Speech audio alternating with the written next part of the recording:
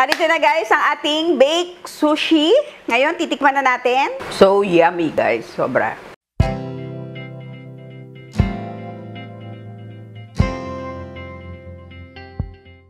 Hello everyone! Welcome to Master Che!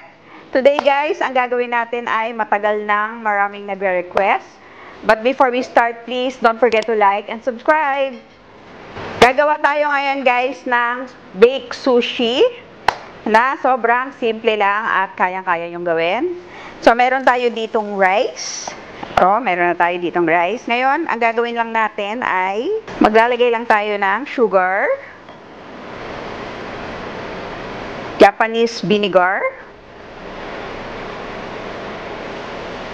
Pwede kayong gumamit ng ordinary vinegar.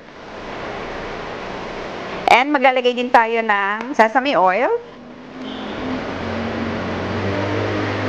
Yan. Yan, ngayon, inimix lang natin ang bonggang-bongga yung ating rice. Ayan. Mix lang.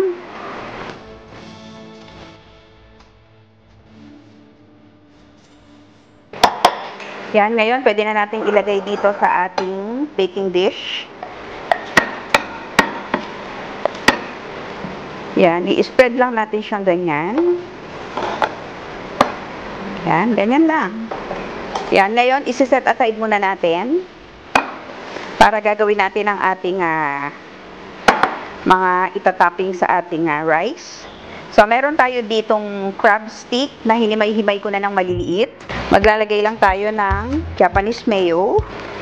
Pwede rin kayong gumamit ng ordinary mayonnaise. Kaya lang, syempre, mas masarap yung Japanese mayo. Yan. Maglalagay din tayo ng sriracha. Kung hindi nyo tayo pang sriracha, pwede kayong wag maglagay. And then, maglalagay din tayo ng cheese.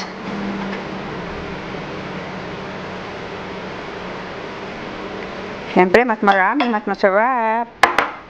And then, mix lang natin mabuti.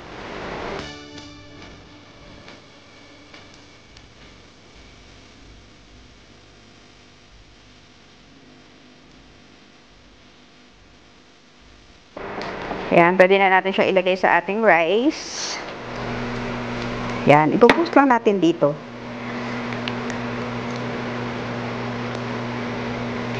Ayan, spread lang natin siyang mabuti sa ating rice. Ayan, ngayon, pwede na tayo maglagay ng ating furikake. Ang pasarap to sa ating sushi bake or baked sushi.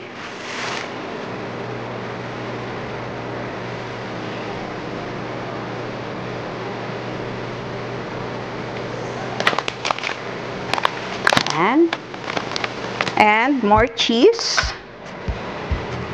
And then, ito ay ating i-bake ng mga 10 to 15 minutes. Basta hanggang mag-melt lang yung ating cheese. Diba? Para maganda. Yan. And that's it, guys. Ngayon, ilalagay na natin to sa ating oven.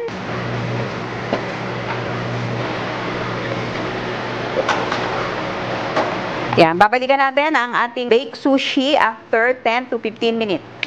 A few moments later. Narito na guys ang ating baked sushi. Ngayon, lalagyan na natin ang ating mango. Yan, lalagay lang natin dito.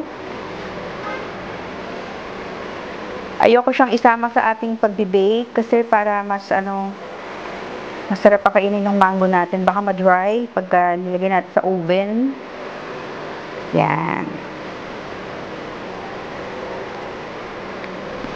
Yan, and that's it guys.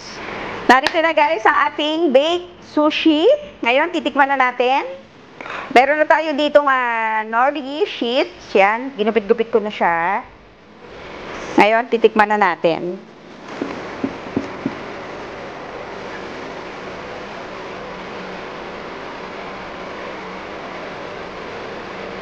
Yan, at syempre lagyan natin ng mango.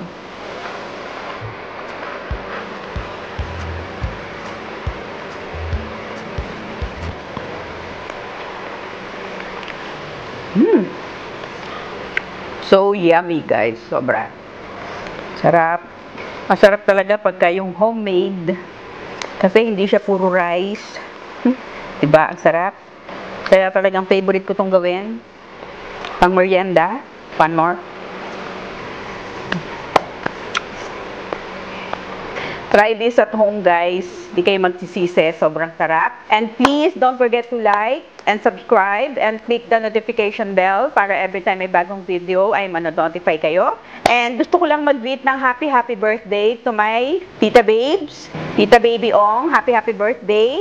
And see you again next time. And God bless you all. Bye, guys!